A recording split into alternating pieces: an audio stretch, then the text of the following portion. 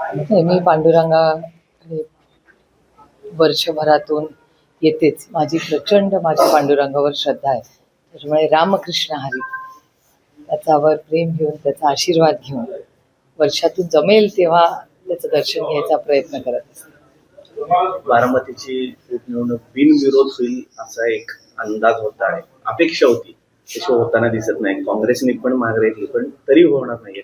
हा प्रश्न तुम्हाला अजित पवारांच्या गटाला विचारावा लागेल, कारण का ते मॅनेजमेंट सगळं बघत होते. त्याच्यामुळे ह्या प्रश्नाचं प्रयत्न केले होते, माघारी घेतली. इतर उमेदवार धनगर समाजाचे मोठे उमेदवार दिसतात. ह्याचा मी फारसा खरं तर अभ्यास केलेला नाही आहे, पण मला असं वाटतं हा प्रश्न अजित पवार गटाच्या लोकांना विचारला तर जास्त संयुक्तिक आहे.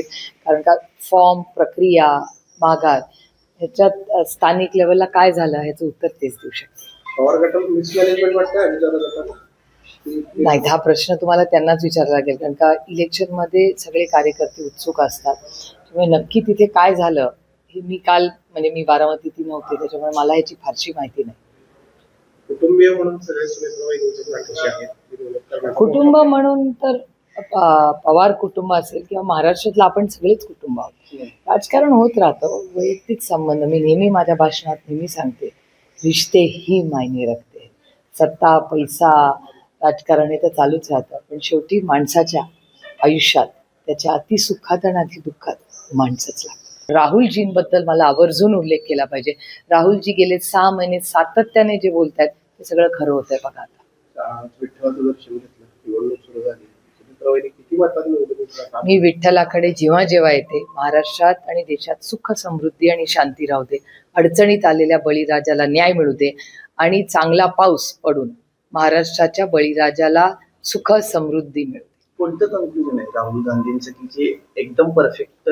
किती गोष्टी आहे युद्धाबद्दल, युद्धामध्ये होणाऱ्या इकॉनॉमिक सिच्युएशन, म्हणजे जे महागाई असेल, बेरोजगारीमध्ये होणारी वाढ असेल, किंवा जगामध्ये ज्या पद्धतीने आपली एक्सटर्नल अफेअर्सची जी चर्चा झाली आहे, त्याच्यामुळे आपले मित्रपक्षामध्ये चर्चा ज्या पद्धतीने झाली, भारतामध्ये जे बदल पॉलिसी लेवलला झाले, त्याचा खरंच फायदा इकॉनॉमिकली हा भारताला झाला का नाही, ते सातत्याने जे जे बोलत आले ते तसंच झालं. राहुल गांधींना जे ट्रोल केलं जातं ना, काही नावं ठेवली जातात, खरं तर तशी परिस्थिती नाहीये असं दिसतंय का? हे बघा, आपण ट्रोल कोणाला करतो?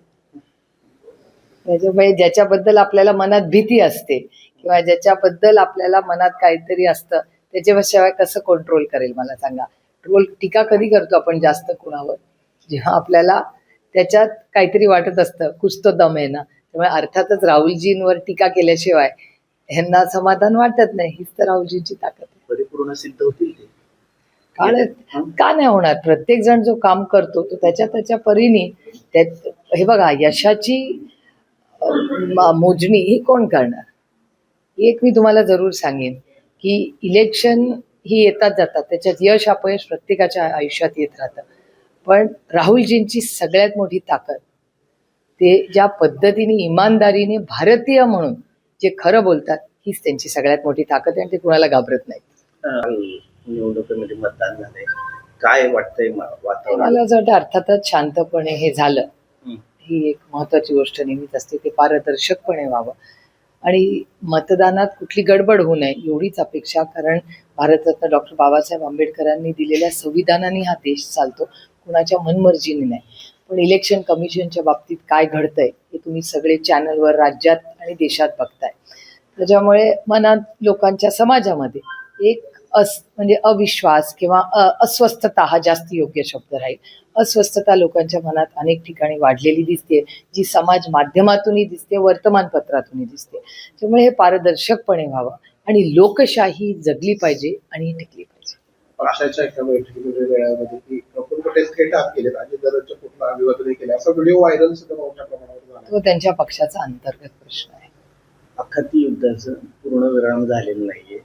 काय विठ्ठलाचं दर्शन घेतलं, निवडणूक सुरू झाली, किती वाटतात. मी विठ्ठलाकडे जेव्हा जेव्हा येते, महाराष्ट्रात आणि देशात सुख, समृद्धी आणि शांती राहू दे, अडचणीत आलेल्या बळीराजाला न्याय मिळू दे आणि चांगला पाऊस पडून महाराष्ट्राच्या बळीराजाला सुख, समृद्धी मिळू दे. कोणतं कन्क्लुजन आहे राहुल गांधींचं की जे एकदम करायला प्रयत्न केला? आता रोल काय असणार आहे म्हणजे निवडणुकीमध्ये काय? मला माहिती नाही, हा प्रश्न तुम्ही अजित पवार गटाला विचारा. आपला अजित काय दादा, रोल? नाही, माझा काय रोल? मी एक मतदार म्हणून मतदानाला जाणार. पवार साहेबांचं काय? साहेब, ते आता ते आणि मी आम्ही दोघेही सक्षम आहोत आपापली उत्तरं द्यायला. ना त्यांना माझी बॅटिंग करायला लागत ना मला त्यांची. प्रचारात वेळपेटी उठवलं. नाही अहो, तुम्ही त्या पक्षातून आमंत्रण देताय का? अहो, म्हणजे तुमचं काम जे काय आहे ते केलेलं आहे म्हणजे नाही, हे बघा, रिश्ते तर मायने रखते आहे, पण त्या पक्षाने तर विचारू दे. तुम्ही त्यांच्या बाजूने विचारत असाल तर माझ्याकडे उत्तर आहे.